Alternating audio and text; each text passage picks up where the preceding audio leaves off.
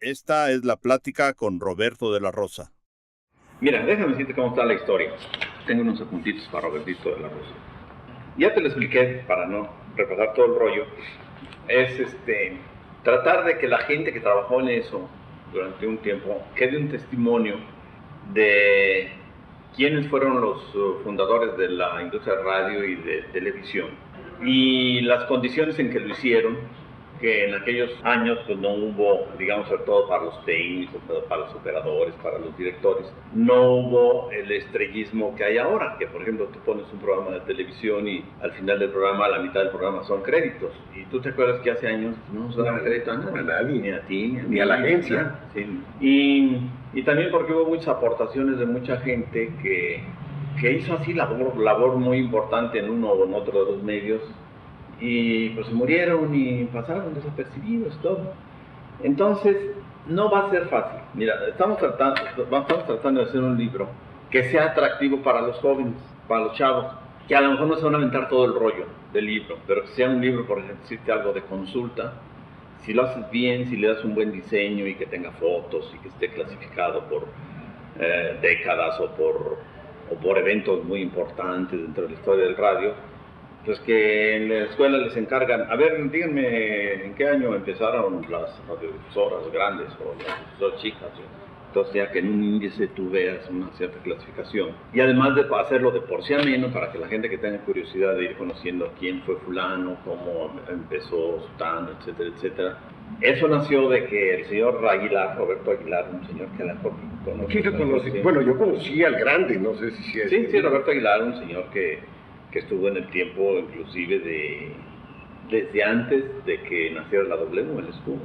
Sí, lo conozco. O algo bueno, así. Lo conocí, no sé si todavía existe. Pero sí, ya está muy ruco, es el que está grabando la mayor parte de las...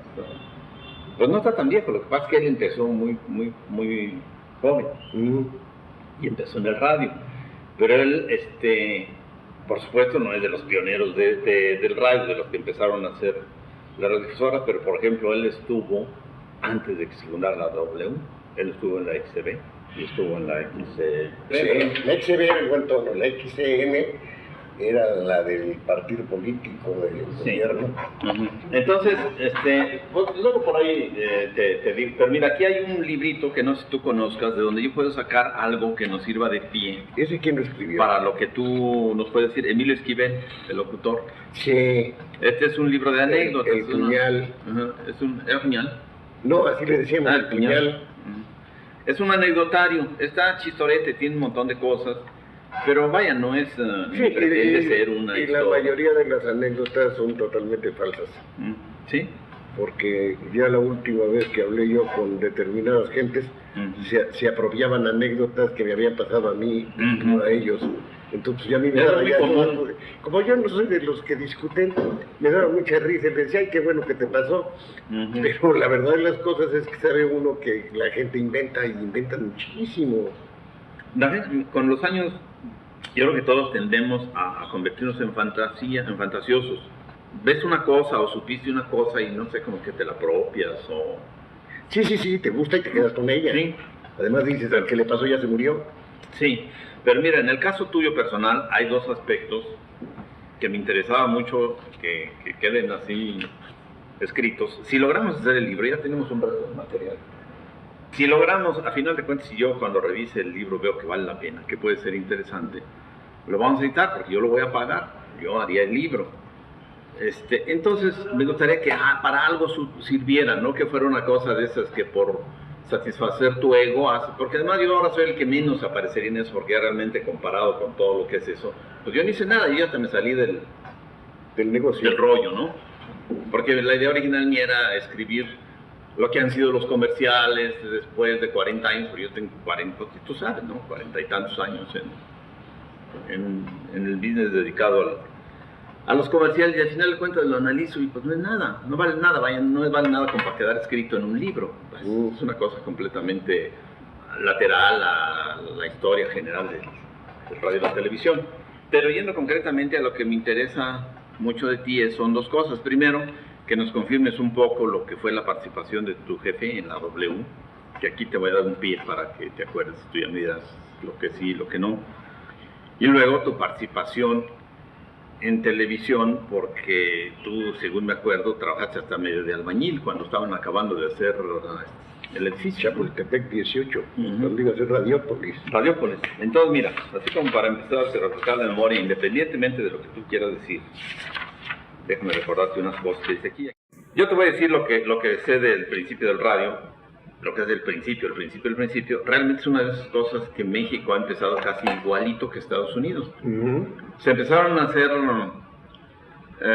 pruebas pruebas técnicas como en 1921 en Estados Unidos, y había un señor que se llamó Constantino de Tárnava, que todavía conocí yo y traté con él en Monterrey, que por haber estudiado en Estados Unidos, estudió en una universidad de Texas o algo así, y era ingeniero, estaba estudiando en ingeniería.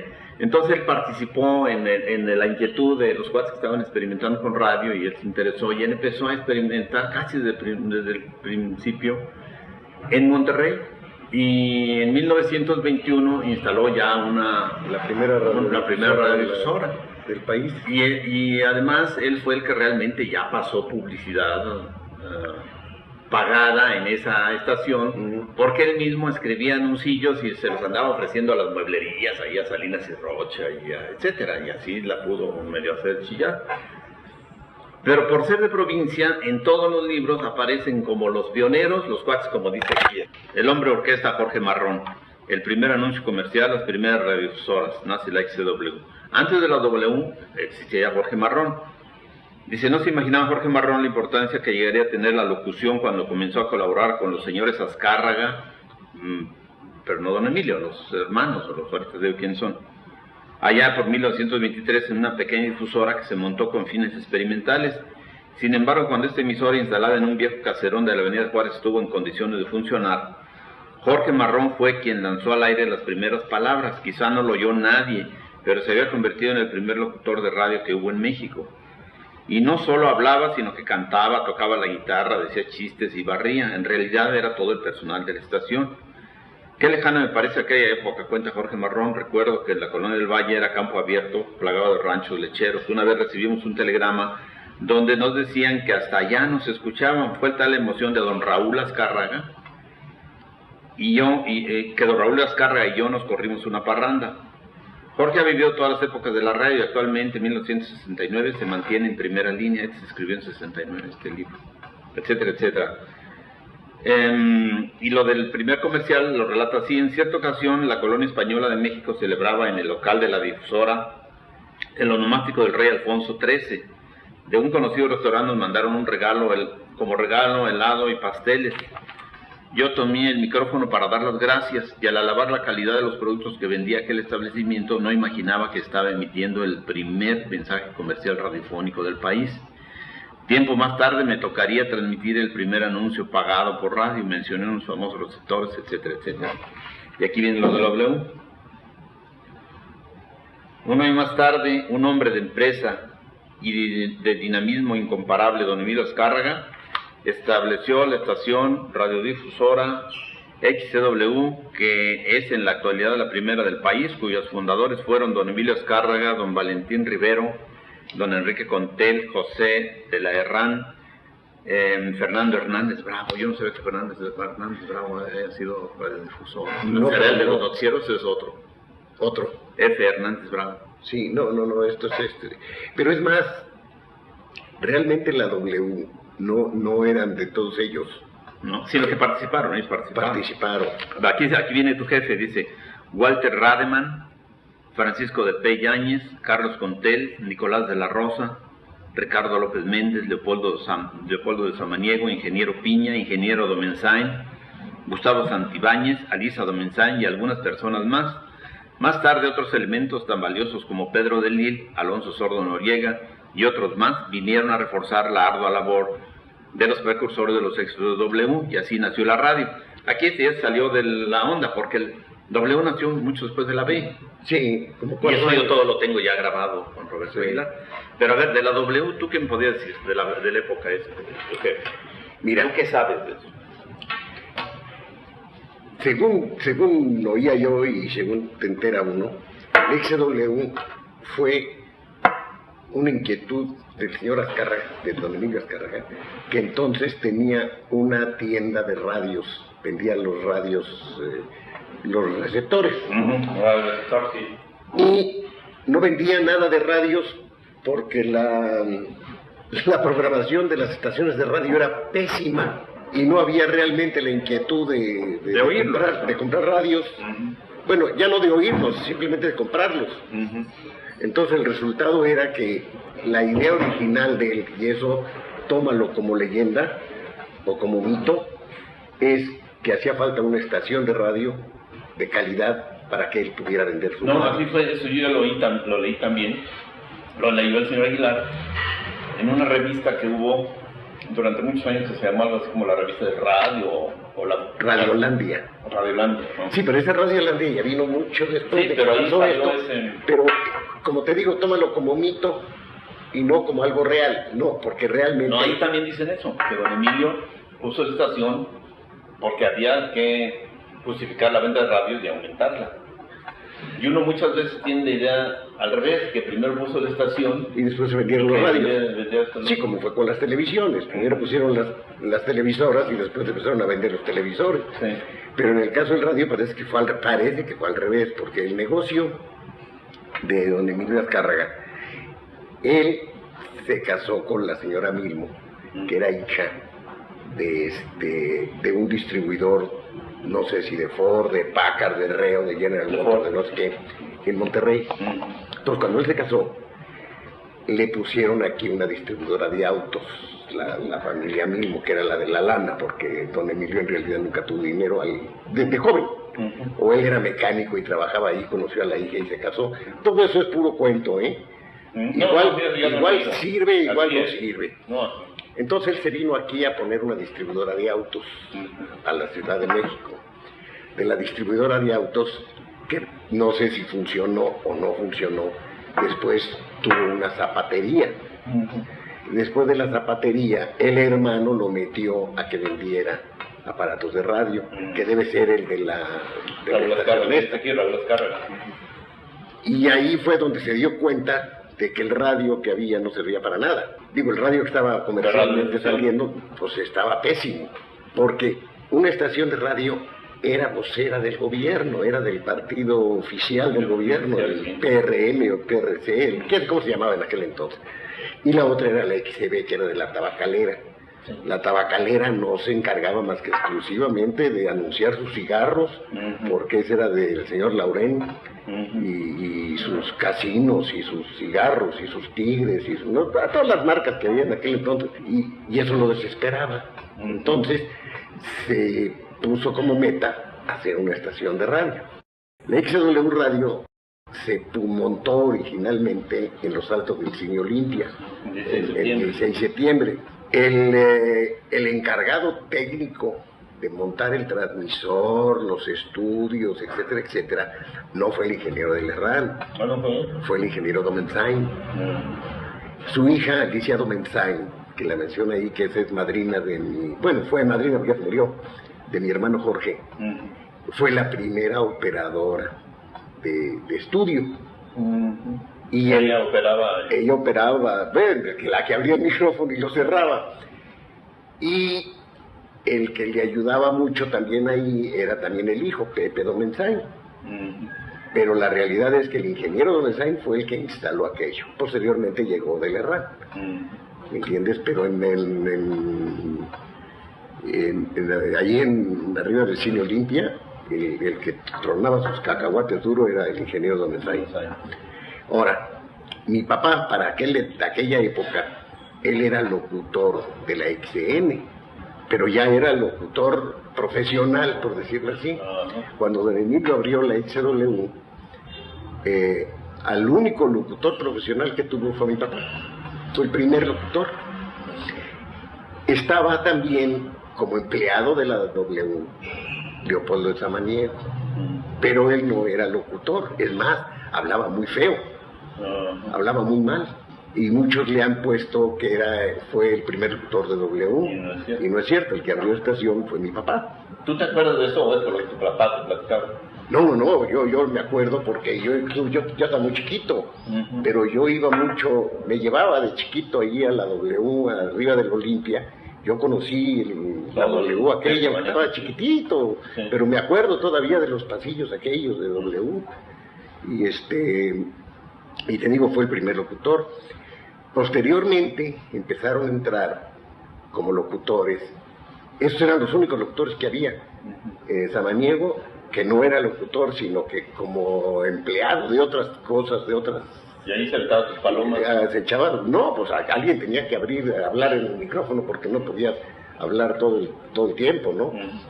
Y empezaron, ahí fue donde empezaron los primeros programitas más o menos vivos.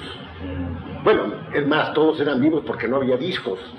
Sí había discos, pero eran de 78 y eran problemáticos. Y no podías hacer grabaciones de nada, de nada. Incluso cuando yo estuve en W Radio en 1949, todavía no existía la cinta magnética. No, todos los programas eran vivos. O sea, hasta 1949 que yo estuve ahí, todavía no salían, no se hacían programas grabados, pues. Todos tenían que ser vivos o a base de discos. Bueno, ¿en qué íbamos? ¿Dónde íbamos? Por eso no es bueno las interrupciones, ¿no? ¿Cómo empezó la cosa esta? Al principio había muy pocos empleados. Y te digo, ya realmente después cuando empezaron a entrar locutores, y ya hablas de López Méndez y Manuel Bernal, Pedro de Lid, Sordo Noriega, eso ya fue bastante tiempo después. Bueno, no bastante, digo. Fue igual que en Televicentro. En Televicentro estuvimos solos, 5 gatos, durante casi todo el año de 51. Hasta que empezaron a entrar los... Y ahí llegó el monche. Y empezó a entrar la gente, pero realmente hasta agosto, septiembre, pues éramos 5 gatos. De abril a septiembre, 5 gatos trabajando todo Televicentro. Bueno, todo, sí, era Televicentro. Oye, bueno, ¿y cuánto tiempo duró la W ahí en 16 de septiembre? Poco. Duró unos 3 o 4 años antes de irse a ayuntamiento. Desde entonces ahí ya se pasaron a ayuntamiento. De ahí se pasaron directamente a ayuntamiento. No anduvieron en otra parte. No, directamente a ayuntamiento. Y debe haber sido cuando remodelaron el cine Olimpia. Porque te acordarás que antes el cine Olimpia era así como el teatro... Como teatro, así con plateas y... Sí, como el que queda ahí en 16 de septiembre, ¿cómo se llama el otro? No, en la travesada, ¿cómo se llama? Sí. Bolívar o no sé dónde. No, Revilla Quijedo, no de esa, queda un cine de los viejos que tienen. No, ¿dónde es? Pues es el Olimpia, no, ¿cómo es el cine donde se presentó Luis Miguel o quién? No, ese es el Metropolitan. ¿De ese tipo era? No, el Metropolitan ya es cine.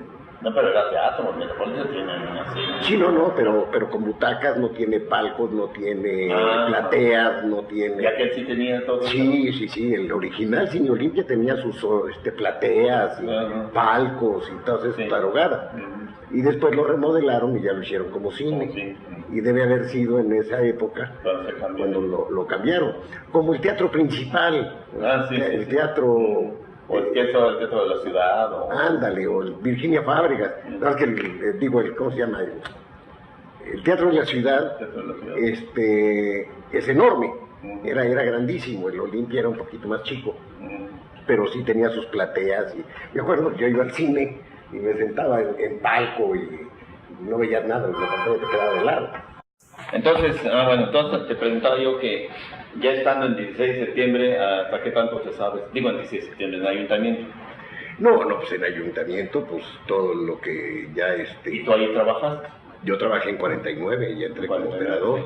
Yo antes, cuando estaba yo en el cine, que está ahí en el centro, ¿En la escuela? En la Escuela Superior de Ingeniería Mecánica, yo iba a comprar mis resistencitas y tarugaditas de radio. ¿Para experimentar? Sí, de las clases que había. Había una tiendita que vendía partes de radio. Entonces yo iba ahí a comprar mis tarugaditas y el dueño de esa era el ingeniero que se llamaría tú. Rodríguez, el ingeniero Rodríguez, Carlos Rodríguez. Ese ingeniero Rodríguez se dedicaba, aparte de la tiendita, a montar transmisores de radio. Entonces un día que estaba yo ahí me dice, oiga, ¿usted está ahí en la escuela de enfrente? Sí, yo ahí estoy. Oiga, ¿me puede dibujar un plano de una estación de radio, un diagrama? Dije, sí, cómo no, me lo he hecho. Y me encargó que le hiciera un diagrama de una radiodifusora, de un transmisor. Y estuve haciéndole planos de transmisores, porque eran los que llevaba para que le aprobaran en la Secretaría de Comunicaciones, todas esas cosas. Y un día me dice, oiga, ¿no quiere venir conmigo? ¿No me quiere ayudar a instalar una? Y yo dije, pues sí.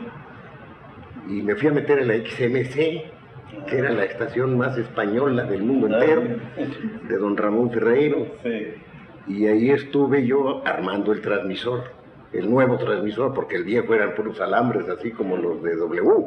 En W tú llegabas a la planta en Coapa, la que ya cuando ya estabas del Herrán, ahí vivía del Herrán en la misma planta. ¿En la planta de la W? Sí.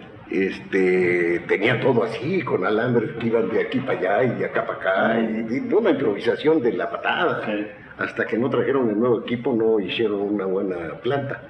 Y te digo, y entonces ahí le hice su planta. Bueno, yo le ayudé a armar a esa don Ramón, y digo al ingeniero Rodríguez, y luego me dice, oiga, ahora tengo otras dos en Morelia, vamos a Morelia. Pues vamos a Morelia. ¡Ay, qué padre! Y entonces instalamos dos en Morelia.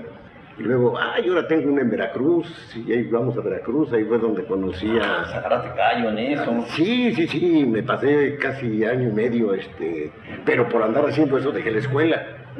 O sea, no me salí del cine, porque además me pagaba. Y tú sabes lo que es tener así poquitos años de edad. Y ganar una lana. Y recibir 100 pesos a la semana de aquellos. Sí. Era un lanerón. Es más, el último trabajo que él me pagó con un Cadillac 41. No. Que era un carrazo, hijo de la patada, estaba inmundo. Claro, dichoso coche, le echabas Sí, unos tragotes de gasolina. 50 pesos de gasolina y veías así cómo se la comía. No, pero eso no estaba viejo.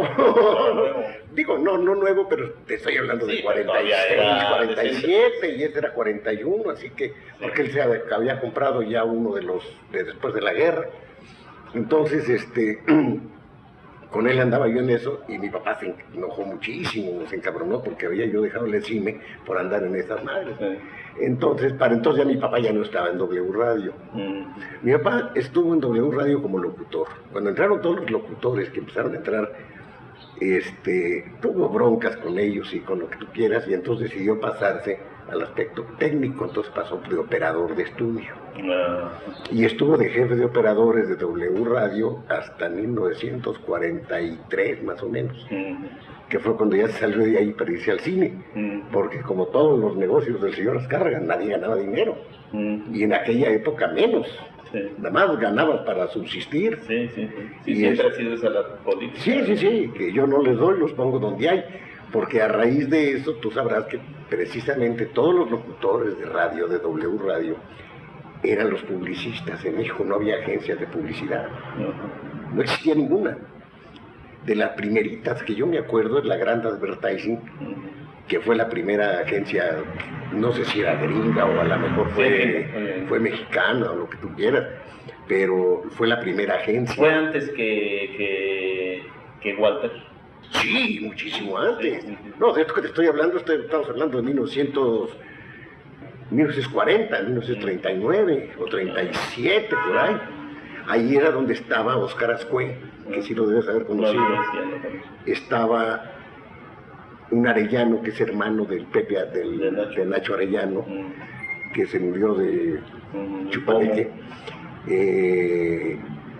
Y yo... Bucky Harris, ese sí lo debes haber conocido también. No, al que conocí, que creo que fue de los pioneros de ahí, fue bueno, síguele, ahorita me acuerdo del nombre. El caso es que no había agencias de publicidad en México, entonces los locutores eran los encargados de vender anuncios y hacer la creatividad. Sí, escribir los anuncios. Y López Méndez era el de que tenía Lotería Nacional, tenía Tangi, tenía una bola de clientecitos. Bueno, que ahora deben ser clientes otros, ¿no? Sí. Y había otros que tenían la cervecería y ellos creaban su programa y se lo vendían al cliente. ¿El patrocinador? Porque antes no espoteaban los programas. Antes un cliente compraba su media hora y pasaba puras cosas puro de él. Sí. La hora de los aficionados era de Sal y Uvas Picot y nada más de Picot. Sí, no se valía. No se anunciaba a nadie, para eso estaban los breaks que metían los comercialitos de cabina. Entonces te digo, realmente así fue como funcionó la publicidad. Los locutores eran los vendedores. Muy interesante, porque fíjate que lo que nos hemos estado, una de las cosas que hemos estado precisamente enfocando mucho en lo que estamos preparando para hacer, es definir cómo empezó la publicidad y quiénes fueron los primeros publicistas. Y realmente lo que el señor Aguilar me da es, pues ya cuando las agencias... Cuando ya había agencias de publicidad. Sí, pero eso de los pininos de los locutores, eso, bueno, aunque ya lo he visto, en este libro hay varias anécdotas de eso, pues no me lo sabía que había sido tan definido, que ellos fueron los que empezaron. No, y además era realmente su ingreso. Por eso los locutores empezaron a ganar dinero. Porque ganaban comisión, pero comisión como vendedor de W, no como comisión de agencia. Quizá de ahí nació la comisión de agencia, pero ellos iban y se salían a la calle a vender sus ¿Y cuando tú tratas de W, qué eras? ¿Operador? ¿Sí? Operador de estudio. Bueno, entré como ayudante de operador, porque ahí estaban los meros chipocludos. Entre ellos, González Camarena era el jefe de operadores, el ingeniero González Camarena. Era muy joven, ¿verdad? Sí. Él era muy joven. Después te quiero preguntar una cosa, aquí tengo apuntadas unas cosas que te quiero preguntar. Era muy joven, pero... Ahora, ¿tú de qué, así como ya como mera anécdota, de qué artistas te acuerdas que hay, de los que después fueron muy famosos, que hayan empezado? Porque todos empezaron de gorra, sin cobrar. Yo aquí he visto en este libro de que, por ejemplo, Jorge Negrete y Antonio Badú llegaron y le hacían la lucha a don Emilio y le rogaban y pues no les daba chance. Por fin les dio oportunidad y trabajaron de gorra en un año, en un programilla de días, que los programas eran de 14 minutos de los que empezaban. Pues les dio chance y cantaban los dos, cantaba Jorge Negrete y cantaba Badú, y hasta el año ya les empezó a pagar. No, realmente eso es cuento. ¿Será? Realmente eso es cuento. No dudo que haya habido uno o dos que le hayan dicho, pues deme chance y yo le canto gratis y hasta que le guste. La verdad es que la verdad es otra. Tanto radio como televisión, en su inicio, no es como es ahora, que Televisa tiene sus escuelas de capacitación y está haciendo actores y actrices y cantantes en el horno. Como si fueran bolillos. Antes tenías que destacar primero en el teatro o en el cine para poder ser figura. Nadie se hizo figura en el radio. Sí, no, también es la realidad. Para eso existían teatros como el Apolo, el Lírico, el Polis. El Politeama, que hacía que tenías teatro de variedades. Ahí sí, para que veas, se peleaban Agustín Lara o ahorita que dijiste Chaires, Néstor Merta Chaires y ¿cuáles eran los otros? Juan Arbizu, Luis G. Roldán. Todos ellos se peleaban por trabajar en el teatro, porque era no nomás el teatro Politeama, era el Politeama, era el otro que te dije, el principal. Eran muchos teatros y carpas a donde se iban a foguear los que cantaban. Entonces el maestro Pearson era el que se encargaba de darles clases de canto y todas esas cosas, y los cuates estos iban a foguearse realmente a todos los teatros.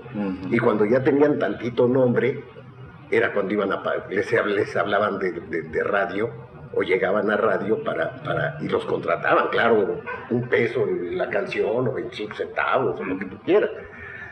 Hasta ya después, cuando XW Radio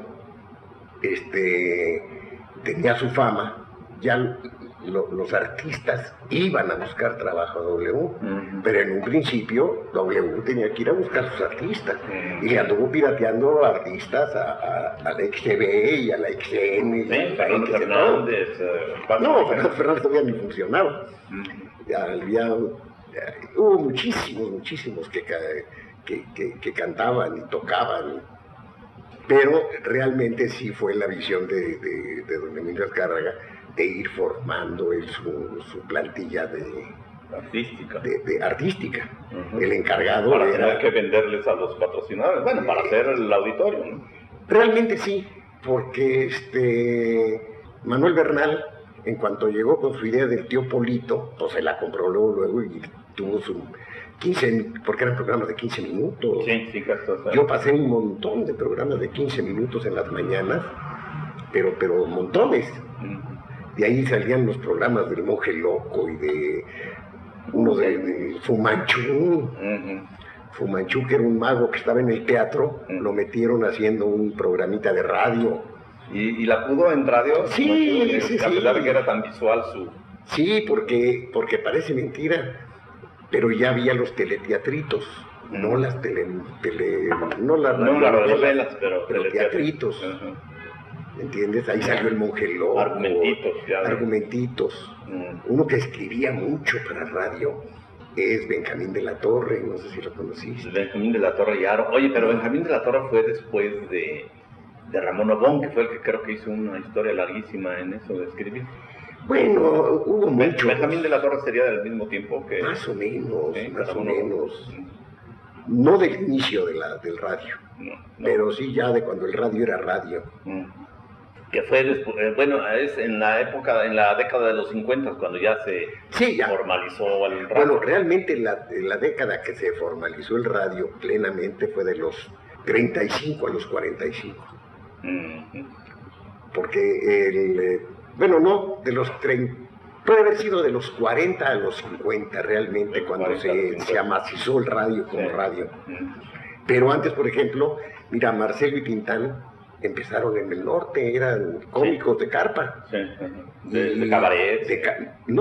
Cabaret no, porque cabaret era muy elegante. Bueno, el cabaret era elegante. O sea, en cabaret cantaban, porque los cabarets de antes, como el Retiro, el Teocali, el Escargot, todos esos cabarets que eran de más o menos de los años 30, eran de categoría. Ahí tenían cantantes de categoría, sí, que ya estaban shows de ¿cómo se llama?, de Agustín Lara y de todas esas gentes, Toña la Negra, etcétera. Pero venía mucho extranjero. Sí, es lo que dice. Venía mucho extranjero, venía la bailarina la Sally Rand, Fumanchu, así es como llegó a hacer espectáculos en el teatro y en los cabarets. Pero te digo, realmente W no tenía semillero de artistas. O sea, no tenían ni forma ni ganas de capacitar a nadie para empieza a cantar para que cante. Iban y contrataban a los que más o menos destacaban. Y ya después, cuando la radio tuvo fuerza, entonces sí, los que más o menos querían ser artistitas iban a buscar oportunidades al radio. Pero realmente, si te pones a ver, Arturo de Córdoba fue locutor de W, y de ahí se lo llevaron a actor de cine. Ese no fue al revés, porque imagínate dejar de ser actor de cine para irse a meter de locutor de W, por ni más. Y muchos artistas de cine ya existían cuando la W. Digo, cuando empezó la W, entonces algunos fueron que cantaban, Armengol, por ejemplo. Pues lo malo es que ya ahorita pierdes la cronología, si no te vas a buscar datos exactos, ¿no? En los libros, sí. La revista esa Radiolandia es la que tiene muchísimo de... Sí, el señor Aguilar tiene la colección completa. Y de ahí hemos estado sacando un resto de datos. Sí, Radiolandia, y en revista de revistas, todas esas revistas de... Oye, ¿tú conociste todavía, por ejemplo, a Luis de Llano como director de radio? Ah, sí, como no, yo pasaba programas con él de director de radio. Él, Grand Advertising, tenía como productores de radio, para nada más imagínate, productores de radio, la cantidad de gente para la cantidad de programas que manejaban. Tenía a Paco de Llano, que era 100 veces mejor que Luis de Llano. A Luis de Llano. ¿Eran parientes? Hermanos. A Bucky Harris, a Roberto Kenny, a Chucho Lizarraraz. Chucho Lizarraraz era productor de radio. Todos eran productores de Grant, todos ellos, y todos tenían programas. Y hacían sus programitas hacían 2 o 3 o 4 programitas diarios, todo el tiempo estaban haciendo programas. Yo con Luis de Llano hice él le ayudaba mucho a Paco en sus programas. Con Paco de Llano Yo en radio pasé Áncora de Rubí, de las hermanas Caprino, como operador, y él como productor, bueno, como productor. Director. Pues sí, ahora es director. Sí. Ahora es productor, antes era director, pues eran productores y directores parejos. Era Paco de Llano el que hacía Áncora de Rubí, y Luis de Llano le ayudaba. Y Luis de Llano hacía programas en W, muchos programas. Y el viejo de Grant que yo conocí, que en Chimes, que de ese tiempo es Glenn Ransom. También, no, pero eso ya fue después. Ya después. Fue la segunda etapa de Grant. Pepe Álvarez Seguía también fue de la segunda etapa. Era de la primera De la época. primera etapa. Pepe Álvarez Seguía, ese era de los pioneros de Grant. ¿No conociste como director de radio en la W a José Luis Lemus? Sí, como no, él era de Colgate. De Colgate, sí, el que se hizo el mero rey de Sí, Colgate. sí. Entonces tú lo conociste. Sí, lo conocí, de bigotito, chaparrín. Pinche Robertito, entonces tú sí eres viejo. Yo estoy muy anciano. ¿Tú cuántos años tienes? No, tenemos lo mismo. No, tú tienes un poco más que yo. Yo tengo 65. No, yo ya 68. ¿Cuánto? 68. 68. 78. 60. Ah, No, yo 78, ahorita cabrón, estaría yo sí. en el libro Guinness. Sí, no, No, en el que usted no lo crea. Como 3 metros para abajo.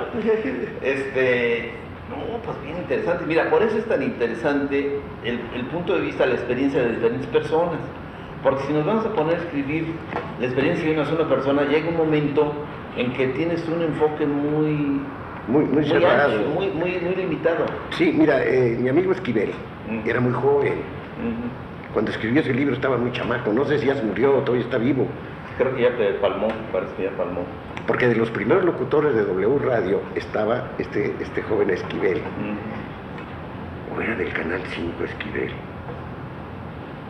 Bueno, pero por aquí viene también el de cuando él empezó, pero creo que no fue en radio y no fue en W, creo que fue en otras. No, yo hablo de Canal 2 de televisión. Ah, del Canal 2. Se llevaron a Esquivel, pero no me acuerdo si era del 2 o era del 5, creo que era del 5. En el Canal 2 estaba Monchito, un locutor que era el locutor del Hipódromo de las Américas, Moncho Rivera. Bueno, ahora mira, para que pasemos a pasar a lo de televisión, ¿qué otra cosa podríamos ver más de la W? Bueno, tú, ¿por qué te cambiaste? Es decir, ¿cómo se acabó para ti la W y lo otro que es televisión? ¿Fue ligado o te saliste primero? No, es que yo ya estaba trabajando en W Radio como operador, cuando un día llegó don Emilio allá a la cabina de locutor. En W Radio los únicos técnicos éramos los operadores. No es como ahorita en televisión que los técnicos son todos. Los operadores de audio, que estábamos en el famoso panel, así se le decía, eran... No en la consola, sino en el panel de transmisión. En el panel, digamos, el mandando control al aire, maestro. El control maestro. Mandando al aire Cada estudio tenía su cabina. Y tú switchabas a la cabina que le tocaba. Que era la que te tocaba. Mandabas al transmisor. Y se mandaba al transmisor. Bueno, ahí en la plantilla de operadores, el operador lo mismo operaba un programa vivo o ponía los fondos musicales con discos o hacía los efectos físicos.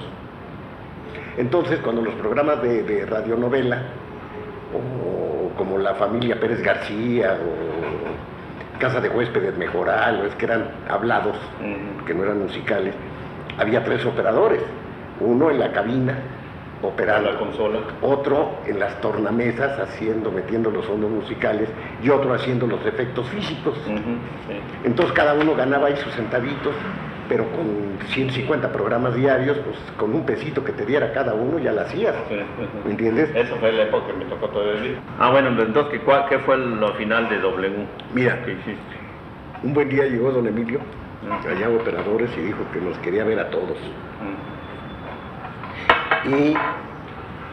Pero en persona, porque él siempre andaba por todos los pasillos, se metía y yo me acuerdo todavía de cuando yo lo conocí mucho ahí en W y ahí andaba. Entonces nos citó después. W se terminaba a las 12 de la noche. A las 12 de la noche se cerraba la estación y al caramba.